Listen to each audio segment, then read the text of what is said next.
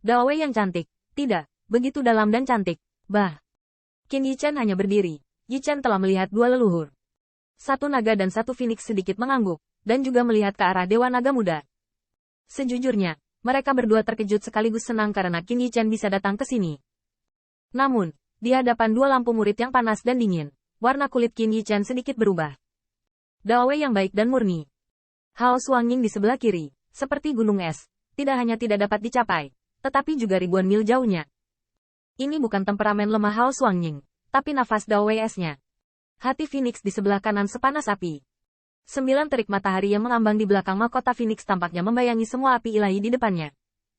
Dewa bawaan, Qin Yichen bergumam di lubuk hatinya, dan tiba-tiba teringat catatan tentang dewa bawaan.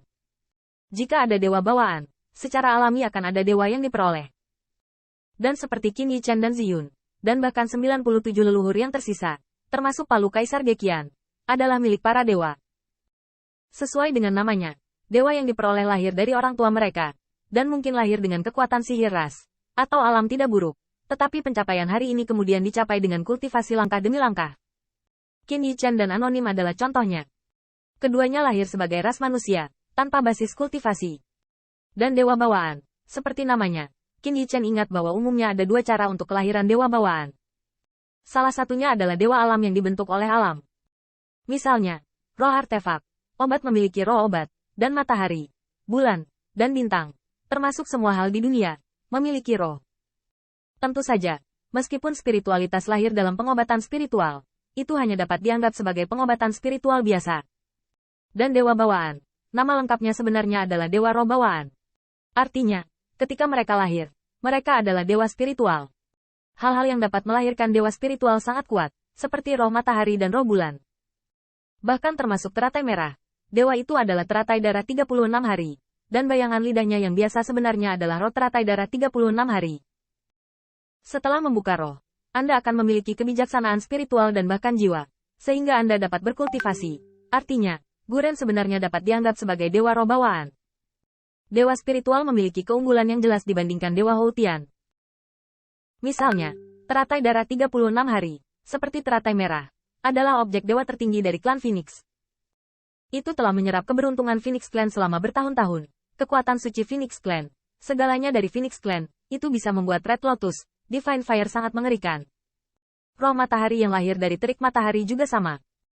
Di antara roh bulan, bahkan roh es di beberapa tempat yang dingin dan beku, hal yang sama juga terjadi. Mereka memiliki kedekatan yang kuat dengan kemampuan ilahi yang mereka kuasai. Karena mereka diolah oleh matahari, bulan dan bintang, kekuatan suci mereka juga sangat kuat dan murni. Bahkan persepsi otoritas dan hukumnya sendiri memiliki bakat bawaan yang tidak dapat dijangkau oleh para dewa. Ketika dewa bawaan lahir, alamnya berbeda, tetapi yang terendah juga adalah alam dewa Dao. Dan dewa bawaan juga bisa diolah.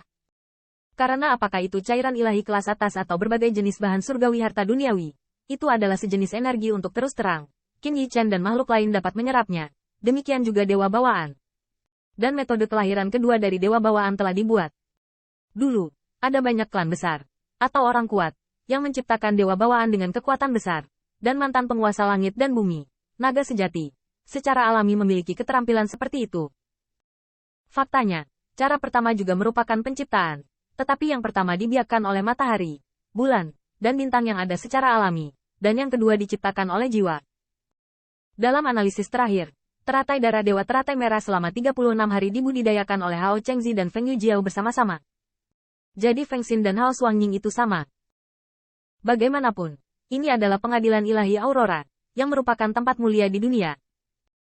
Frost Shadow dan Phoenix Heart keduanya adalah kekuatan Dragon Phoenix, yang mengumpulkan banyak dunia pada saat itu, memadatkan jalan api dan jalan es paling murni, berdoa dengan kekuatan ilahi dan harta yang tak terhitung siang dan malam, akhirnya lahir. Palu Geqian menjelaskan bahwa alam semesta sangat luas dan mencakup segalanya, dan naga dan burung Phoenix ini adalah kebanggaan pengadilan ilahi Aurora. Satu naga dan satu Phoenix sulit untuk dibagi ke atas dan ke bawah, tetapi kekuatan mereka di atas 97 penguasa istana lainnya, hanya di bawah Palu Geqian dan Hao Zhuang.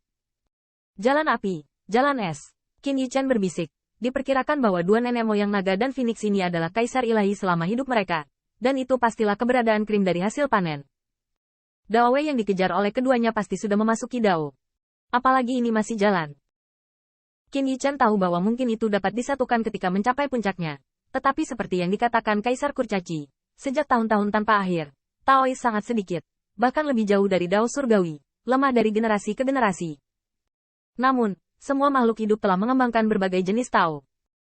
Mungkin hanya ada satu Dao Surgawi, tetapi Tao yang berasal dari makhluk hidup berbeda ukurannya. Dan apa yang dia sebut Kendo? Kendo, sebenarnya hanya bisa dihitung sebagai salah satu cabang Weapon Dao. Weapon Dao harus dianggap sebagai jalan yang sebanding dengan Ice and Fire. Tentu saja, Qin Yichen juga mempertimbangkan, jika Dao Wei dapat mencapai titik pemecahan 10.000 jalan, apakah ada cara lain? Qin Yichen berkata pada dirinya sendiri bahwa jika pisaunya dapat mematahkan 10.000 jalur, maka sebenarnya 10.000 jalur telah dikuasainya. Terlalu dalam untuk dipikirkan saat ini. Bagaimanapun, Qin Yichen masih memahami Dao Wei, tetapi dia tahu betul betapa mengerikan kekuatan dua kaisar ilahi bawaan yang terdaftar di bawah leluhur cahaya abadi. Tiba-tiba, Hao Qingyu mendesak platform cahaya untuk menerbangkan streamer seperti filamen alam semesta, dan milik Qin Yichen di dalam tubuh. Nah, ini adalah pemahaman saya tentang keputusan kosmik Hao Yi, dan Anda harus memiliki bantuan. Tapi jangan berharap untuk memenangkan ayahku dengan ini. Aku tidak sebiru kamu, hati Qin Yichen disegarkan, dan dia memuji Hao Qingyu sebagai seorang jenius. Meskipun pemahaman ini masih merupakan puncak gunung es dibandingkan dengan alam semesta Hao Yi, mereka jauh lebih tinggi dari pemahamannya. Tentu saja, ini juga terkait dengan usia. Lagi pula, berapa lama Qin Yichen mendapatkan alam semesta Hao Yi? Dan masih berupa rintisan. Namun, hal ini membuat persepsi Qin Yichen tentang ruang dan waktu bangkit kembali. Terutama ruang, yang untuk sementara mengisi penyesalannya bahwa ia hanya memiliki kekuatan Yuzi. Tetapi Anda tidak dapat memenangkan leluhur Zhou Guang dengan ini.